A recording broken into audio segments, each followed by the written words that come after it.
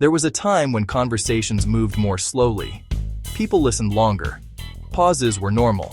Silence inside conversations was not immediately uncomfortable. Words carried weight because attention was present. Today, conversations often feel very different. Many people speak, but few truly listen. Responses arrive before thoughts are fully expressed. Opinions interrupt understanding. Attention drifts constantly toward screens, notifications, and internal distractions. And slowly, something deeply human begins disappearing. The ability to listen fully, not simply hearing words, but listening with patience, with presence, with emotional attention, because listening has never been a passive act.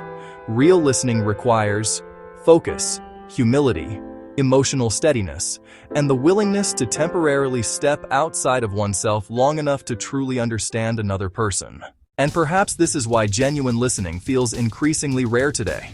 Modern life trains people to react quickly, not to listen deeply. Many conversations now happen at the speed of emotional impulse. People prepare responses while others are still speaking. They wait for pauses not to understand, but to insert their own thoughts. Sometimes two people leave a conversation having exchanged many words, while neither person truly felt heard at all. And perhaps this is one of the quiet forms of loneliness spreading through modern life. Being surrounded by communication, while starving for real understanding. Because human beings do not only need information from each other, they need recognition, the feeling that another person is genuinely present enough to hear their thoughts, their emotions, their fears, their confusion, and the meaning underneath their words. But genuine listening requires slowing down internally, and modern culture rarely encourages inner slowness.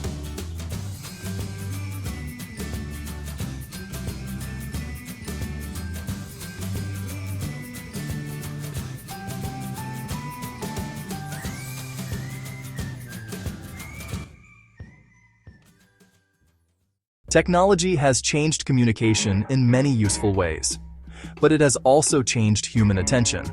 Conversations now compete against notifications, multitasking, endless scrolling, fragmented focus, and constant mental stimulation. Even during personal conversations, many minds remain partially elsewhere.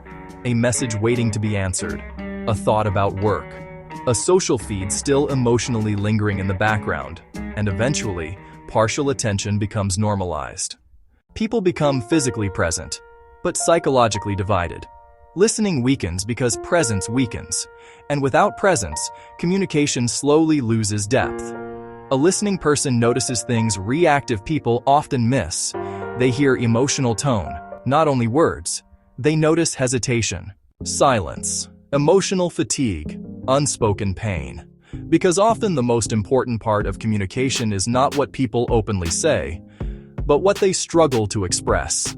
A reflective listener understands this. They understand that many human beings carry loneliness, grief, anxiety, exhaustion, disappointment, and emotional confusion beneath ordinary daily conversation. And sometimes what another person truly needs is not immediate advice, not correction, not judgment, but space. Space to speak honestly without feeling rushed, dismissed, or emotionally managed. But modern communication increasingly rewards speed over understanding. Fast reactions, fast opinions, fast emotional responses, and patience inside conversation slowly disappears. Listening also requires humility, because true listening means accepting that another person's experience may contain realities we do not fully understand. But ego resists listening deeply. An ego-centered mind listens mainly to defend itself, confirm existing beliefs, or regain control of the conversation. And perhaps this is why so many modern conversations feel exhausting rather than nourishing. People are often trying to be heard more than they are trying to understand. This creates emotional competition instead of connection. Everyone speaks, but few feel understood. And slowly, communication becomes performance rather than encounter. Modern culture also trains people to constantly express themselves, to broadcast thoughts immediately, to react publicly, to comment instantly. But expression without reflection can weaken listening. Because listening requires tolerating perspectives that do not revolve around us. It requires curiosity, patience, emotional restraint, and these qualities develop slowly in a culture increasingly built around immediacy. The result is not merely poor conversation, it is emotional fragmentation. Because relationships weaken when people stop feeling deeply heard. Families drift emotionally apart. Friendships become surface level. Partnerships become reactive. And loneliness quietly increases even among highly connected people. Not because human beings stop talking, but because deep listening has become rare. Perhaps this is why so many people feel emotionally unseen today. Not because nobody speaks anymore, but because genuine listening has become increasingly difficult in a distracted world. Everyone is mentally overwhelmed. Everyone is carrying noise. Everyone is rushing. And slowly, human attention becomes too fragmented to hold another person's inner world carefully. But deep down, most people still long for the same thing human beings have always needed: to feel understood, to feel emotionally received without immediate judgment, interruption, or dismissal. Because sometimes healing begins not through advice, but through finally being heard clearly. A listening person creates psychological safety, not through perfection, but through attention, through calm presence, through allowing another human being enough space to unfold honestly. And this skill affects every area of life: friendships, parenting, relationships, leadership, emotional healing, and even self-understanding. Because people who cannot listen to others often struggle to listen to themselves as well. Inner listening matters too.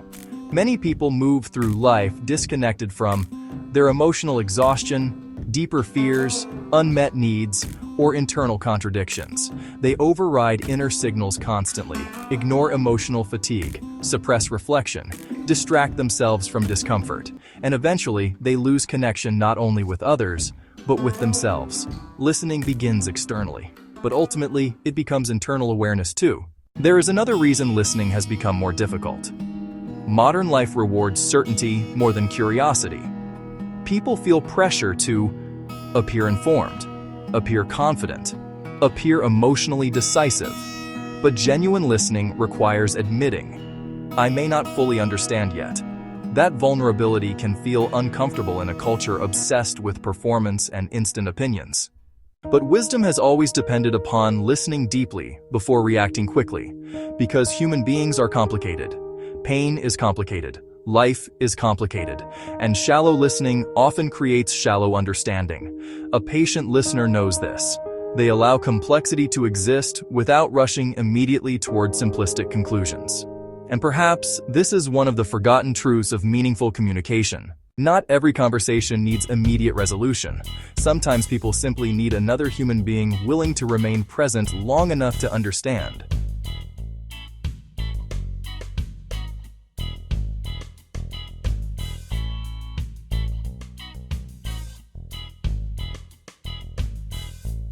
Listening also changes how people experience the world itself. A listening person becomes more observant, more reflective, less reactive. They begin noticing emotional patterns, social tension, loneliness, subtle beauty, and the emotional atmosphere surrounding modern life.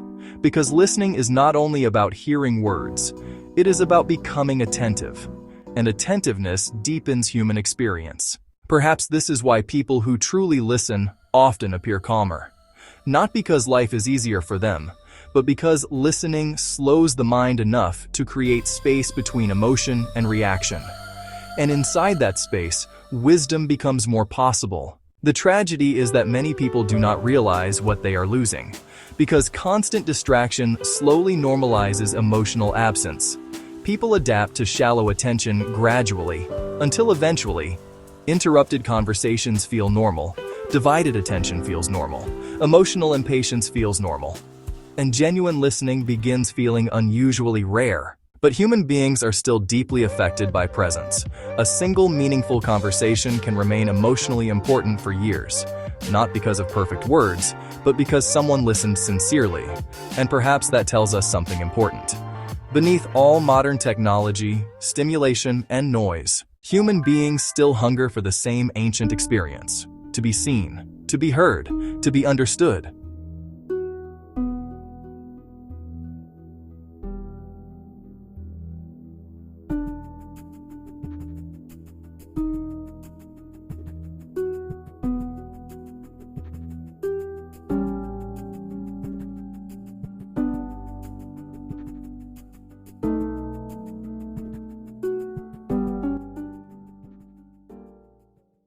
Final reflection.